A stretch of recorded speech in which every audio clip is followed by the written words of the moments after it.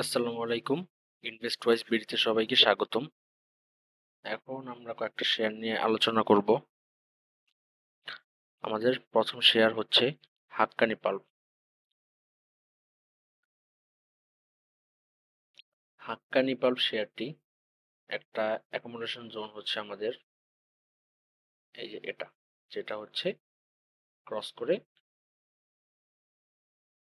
চলে গেছে। এই যে এই ক্যান্ডেল দিয়ে সে ব্রেকআউট করেছে এবং আজকে সে রিটেস্টে আসে।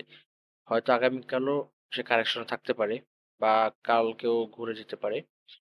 এবং এর যদি আমরা টার্গেট নিয়ে আলোচনা করি, এর বর্তমান টার্গেট হবে একেবারে ছোট টার্গেট, ৳৮৮ ঘরটা যদি পার করতে পারে। এখন ৮৮ থেকে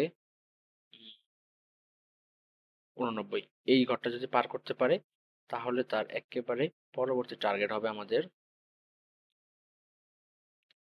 আ ৯৮। এই যে ৯৪, এটা হবে তার পরবর্তী টার্গেট।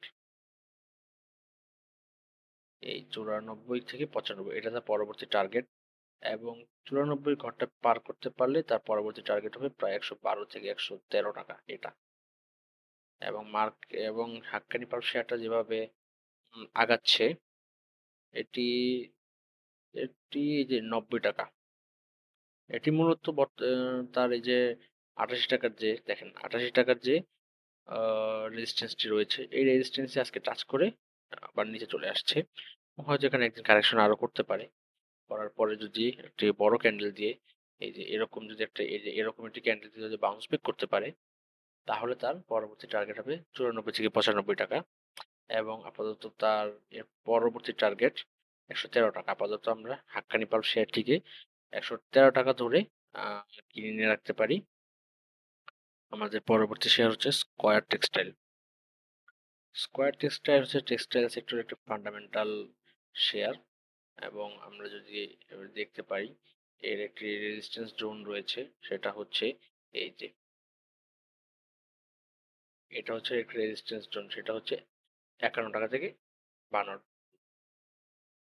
প্রায় ৫২ থেকে ৳৫৩। এটা হচ্ছে ওর একটা রেজিস্ট্যান্স জোন এবং এই রেজিস্ট্যান্স জোনের মধ্যেই সে এই যে এখানেই আপাতত সে এখানে বারবার বাধা পাচ্ছে গত কয়েকদিন ধরে। সে যদি তার এই রেজিস্ট্যান্সটা ব্রেক করতে পারে, অর্থাৎ ৫৩ এর ঘরটা ব্রেক করতে পারে, তাহলে তাকে আ অতি শীঘ্রই আমরা ৳৫৭ ঘরে পেয়ে যেতে পারি এবং এটি যেহেতু একটা ফান্ডামেন্টাল শেয়ার এবং এটি ভালো পরিমাণ ডিভিডেন্ড দেয়। ডিভিডেন্ডের আগ মুহূর্ত পর্যন্ত আমরা যদি এটি ধরে রাখতে পারি, তাহলে আশা করা যায় এখান থেকে প্রায় ৳৬৭ পার করে যাবে শেয়ারটি। আর আমাদের আজকে শেষ শেয়ার হচ্ছে নাহিক্যাপ। নাহিক্যাপ নাহিক্যাপ শেয়ারটি দীর্ঘদিন আপ ট্রেন্ডে রয়েছে এবং এটি এই যে এখানে ৳৪১ থেকে ৳৪২ এই জায়গায় বাধা পেয়ে সে লম্বা একটি কারেকশনে আসে। কারেকশন আসার পর আবার সে আপ ট্রেন্ড শুরু করে। আপ ট্রেন্ড শুরু করার পর দেখেন এই ঠিক একই জায়গায় আবার সে বাধা পায়।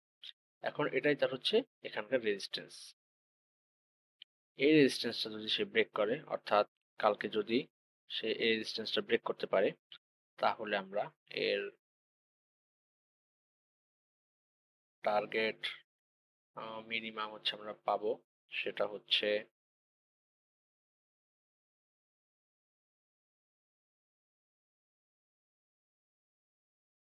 ৳৫৩। আপাতত ৳৫৩.৩০। এটা হচ্ছে এর প্রাথমিক টার্গেট।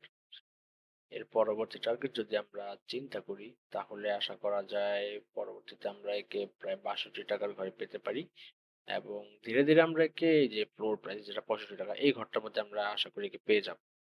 এবং সেটা কয়দিনে যাবে সেটা আসলে বলা যায় না। কিন্তু আশা করা যায় যে আমরা ৳৬৫ র ঘরে নাইকেপকে পাবো। কিন্তু সেটা হচ্ছে একটু সময় লাগতে পারে। যদি কেউ ধরে রাখে তাহলে আশা করা যায় এখান থেকে ভালো একটি প্রফিট পেতে পারে।